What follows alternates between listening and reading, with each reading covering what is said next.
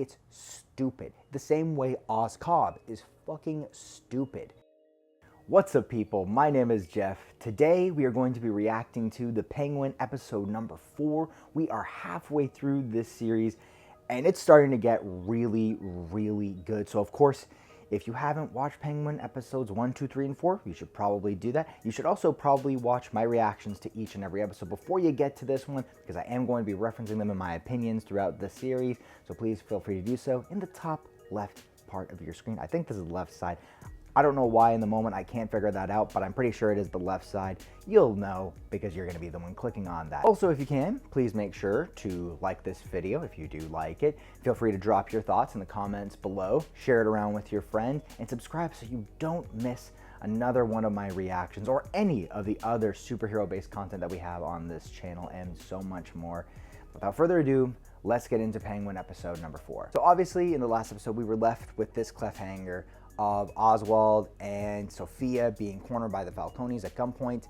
And we were kind of just left there. Obviously, Penguin escaped, but we didn't know what happened to Sofia. We kind of assumed what episode we might get, and we did, and we got a lot of answers. I'll remind you of my predictions. I kind of thought that they would stick with, at least to some degree, that, you know, she is the Hangman, she was murdering women and all that stuff, that they were kind of giving us early on. Obviously, not 100%, if you don't know, it's not 100% accurate to the comic books, which is totally fine in my opinion. I personally don't mind this change that they made, because I don't think it fundamentally breaks the character in any way. I think it adds a different element. Obviously there is definitely some changes in the comics. Her motivation is very much to help her dad and help her family.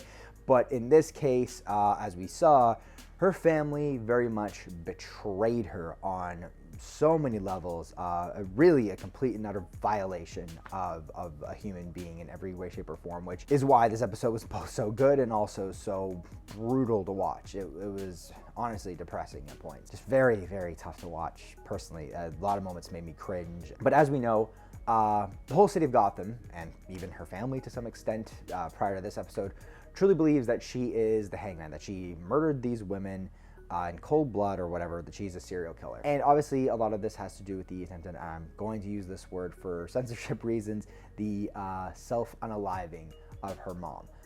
Which obviously was revealed that Carmine Falcone, of course, I guess in a predictable way, is the one who actually murdered her mom and framed it this way, as well as several other women. And of course, Sofia seeing her mom hanging at an age like that, while also knowing full well, basically knowing full well, with pretty much as much evidence as you could possibly get, that her father at least had some part to do with it. Being so young, tough to parse that out. But then obviously as she grows older, she figures out that this is definitely her father. And if anything is looking for any reason to doubt that it's not her father, because how could that possibly be that her father would murder her mother? And of course, we all know that Carmine Falcone is an absolute piece of shit. So of course he would do that. Of course he would do that. And then of course he wouldn't want to take the fall for his daughter incriminating him. He would instead incriminate and put his daughter into jail, commit her to jail, and make sure the entire family, make sure that the entire city of Gotham and Arkham and the Gotham police believe that she's insane, which is so fucked up. So incredibly fucked up and sad. I'm not an expert, but I do believe that there is a bit of sensationalism in terms of what you saw in Arkham Asylum. However, what I will say is that I'm okay with that sensationalism to some degree, because I think the whole point of it was to kind of show you exactly what happens as far as the, the way that prisons discard human beings, the way that these are not in any way, shape, or form rehab centers. These are places where people are used, for community service, for cattle, essentially. Basically, well, they are if you really look into it. It's slavery. It's slavery. You get committed to jail so people you can do work for people who own the jails. Just a little info. That much I do know. Regardless of all that, is really just a huge indictment on the prison system, the laws, court systems, all that stuff, and how people really don't get much protection. If you got enough money, somebody's going to be put in jail in the way that Carmine did to Sofia, which is obviously just brutal and terrible, and we saw all the ways. I don't really think I need to describe anything, and I don't really want to, because I personally don't really relive much of what that episode showed, and the ways that it did show it. I'll also say this too, just an amazing actress. Like, oh my gosh, she's so good. I feel like, I know people are giving her flowers finally as an actress, and it's really nice to see, but I don't think they're even doing it enough, because she's so good. And obviously this whole episodes are based around her. There's a little bit of the Penguin, but it's mostly based around her, and she is so good, man. She's so good. She's been great this entire show. I think this episode just really gave her a chance to be the spotlight, and just the wave of emotion she goes through, the torment that she feels. You can tell me you didn't feel it. Tell me it genuinely, that you didn't feel her pain, that you weren't able to empathize for her. And it's also like, it makes her such an easy character to root for, especially knowing that she didn't commit any of these crimes. You get her as a character. You really do. You get her. You want her to win as much as possible because of what happened to her and the effects that Arkham had on her. And I thought in general it was a really good episode for that too, because I do think in the whole Batman universe, I will say this, we really don't get enough of, I would say, like, humanization. Although I don't think this isn't the absolute perfect way to humanize someone in that situation. But I do think there was a level of humanity shown, in the sense of, like, you were seeing the absolute torturous environment that someone can go through in a prison, in an asylum, and the way they are just completely dehumanized in every single fucking way. So in that aspect, it is really good. And I do want to say, like, just in general, yes, like, despite the fact that she did end up, killing Magpie, that did suck.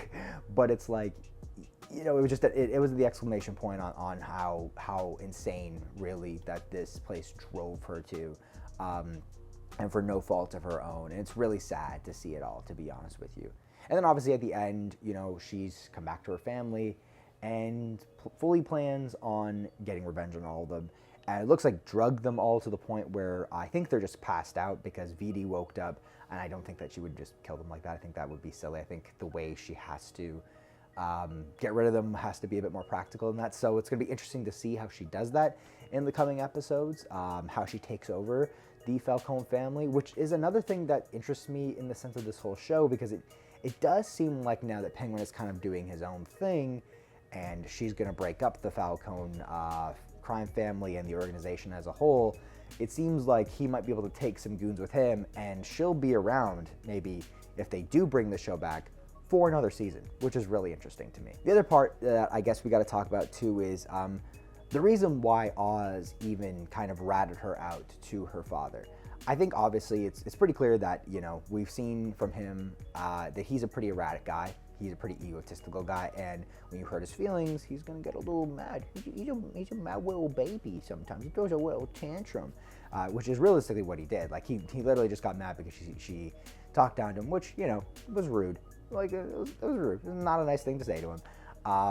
Saying that he wouldn't amount to anything, basically, and then he ratted her out. I don't think he thought, Carmine would do that to his daughter. I don't think he knew what would happen, which, okay, but obviously still not a good thing. But I think it's pretty clear that their deal is completely done, and they're going to be enemies in some way, shape, or form, which is interesting.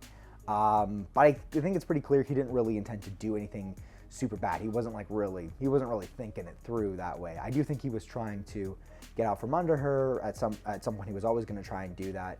I think that was just the straw that broke the camel's back, I guess. The other one too, that's I don't know, personally for me, her doctor, Rush, is the creepiest fucking dude.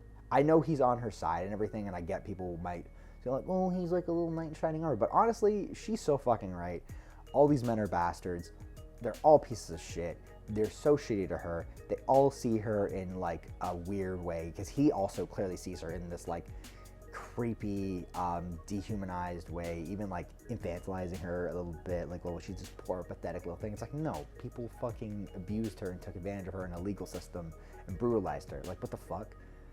But yeah, no, he's a creep. He's a weirdo. I kind of hope he gets what's coming to him too, just for being a weirdo, even though he's kind of supposedly helping her in some way, shape, or form, trying to redeem himself or whatever. I don't know. I don't really like him. That's just my personal opinion. Another thing I do not really like is, do we really need to call it Arkham State Hospital? At what point did we say to ourselves, you know what? If we call it Arkham, no one's gonna get it. Or no one's gonna take us seriously if we call it Arkham or Arkham Asylum.